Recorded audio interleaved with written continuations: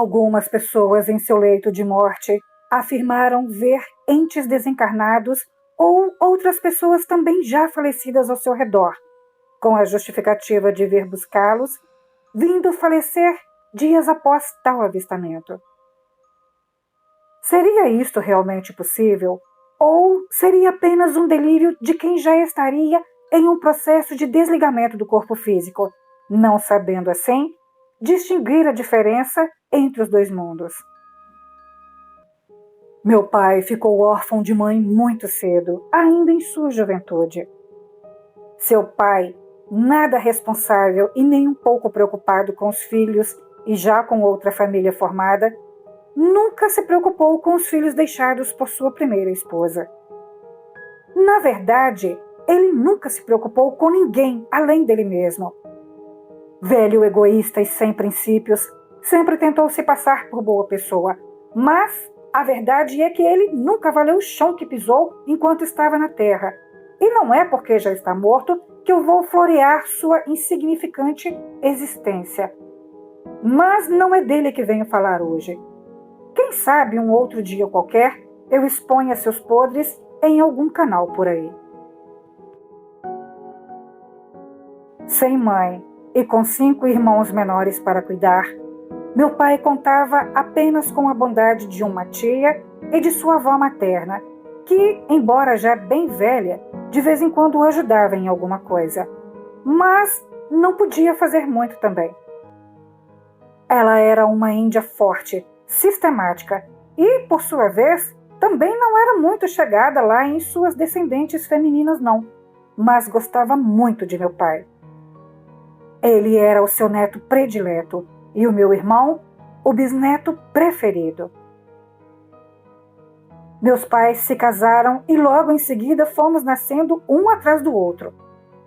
Eu, por também ser primogênita da família, me lembro bem das visitas da bisa em nossa casa quando meu irmão nasceu e de como ela era encantada com ele. Me lembro que ela, em sua crença, acreditava que tomar banho em água deixada na banheira de recém-nascido fazia muito bem para a saúde, e sempre que ia lá em casa, ela tomava banho na água do meu irmão. Meu pai, por sua vez, também era muito apegado à sua avó, e embora eu fosse muito criança, me lembro bem dela enquanto era viva entre nós.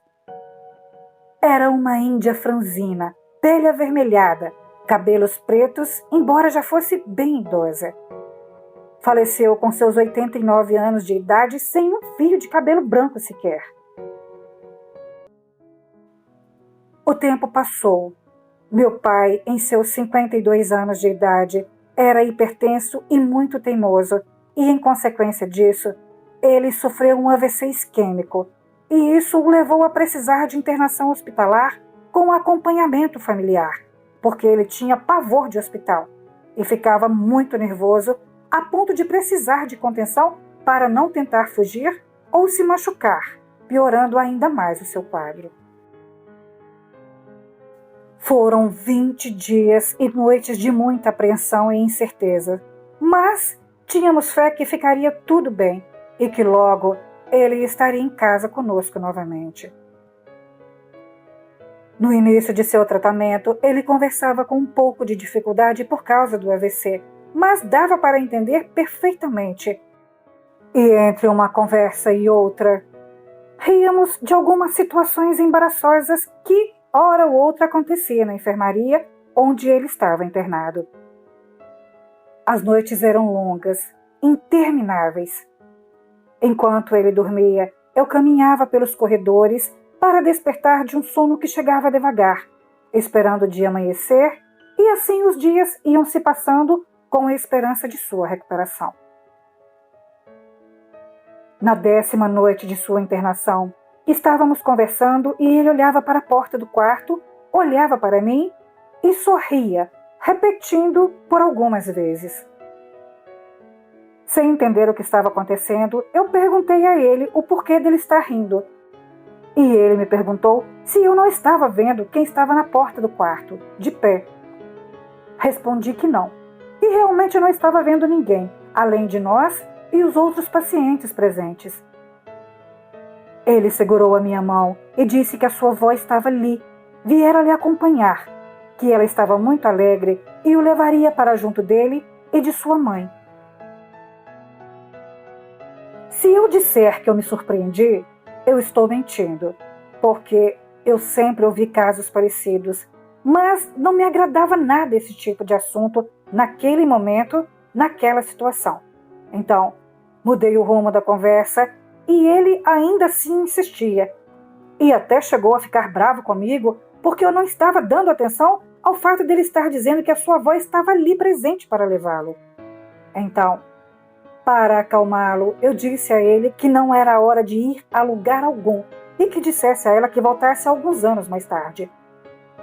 Ele disse que não, que ela não sairia dali sem ele, e ele achava aquilo muito engraçado, muito natural. Era como se ele realmente estivesse feliz em saber que partiria em breve.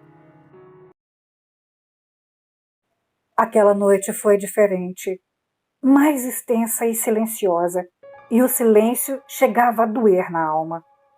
Até o sono e o cansaço me abandonaram, dando lugar à inquietação. Caminhando entre os corredores silenciosos naquela madrugada, pude perceber que realmente eu não estava mais sozinha e que em todos os lugares por onde passava havia um vulto me acompanhando, principalmente no corredor que dava acesso à porta do necrotério. Como forma de perder a cisma daquilo, pensando ser resultado da conversa que havíamos tido momentos antes dele dormir, reuni coragem e fui caminhando devagar até a entrada do necrotério e fiquei parada diante da porta por alguns segundos. E a sensação era de que algo iria me engolir naquele lugar. Ali, eu senti uma presença ao meu lado e outra atrás de mim. E eu sabia que correr era pior. Demonstrar medo era autorizar que fosse perturbada enquanto estivesse ali. E isso eu não faria. Respirei fundo, virei bem devagar e fui saindo dali como se não houvesse percebido nada, mas sem olhar para os lados ou para trás. Voltei para a enfermaria e esperei o dia nascer mais uma vez. Naquela manhã, o meu pai teve febre e isto era preocupante. Ele apresentou maior dificuldade na fala e já quase não era possível entender claramente o que ele dizia. Inexplicavelmente, o quadro dele evoluiu para uma pneumonia e ele já não conseguia se alimentar com facilidade, sendo que, até a noite anterior, ele comia de tudo, inclusive as frutas que lhe eram oferecidas entre as refeições. No final do dia, ele estava com uma sonda nasogástrica e já não conversava mais. Aquilo para mim era surreal. Daquele dia em diante, meu pai não conversou mais, não sorriu, não se alimentou por suas ou por nossas mãos. Seus banhos eram mais difíceis e, para piorar a situação, ele usava um cavanhaque que ele adorava e o enfermeiro o tirou ao barbeá-lo durante o banho com a justificativa de que o paciente tinha que estar de cara limpa, bem apresentável, para contribuir com sua evolução clínica. Eu já tinha problema demais para discutir com ele sobre aquilo, embora soubesse que ele não poderia fazê-lo sem a nossa autorização. E ficou visível que o meu pai não agradou nada de sua atitude.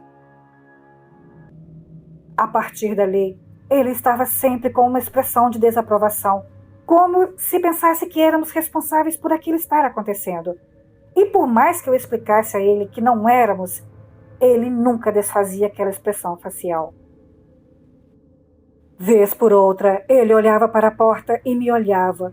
Puxava minha mão como se quisesse dizer que estava vendo novamente sua avó. Para evitar que ele ficasse mais agitado, eu tentava ajudar, e no final das contas, o que se presumia era isso mesmo. Em poucos dias, ele veio a falecer.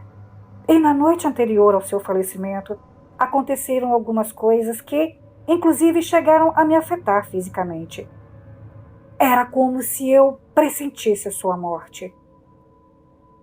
Meu pai tinha tudo para se recuperar e voltar para casa, mas, infelizmente, não foi isso que aconteceu.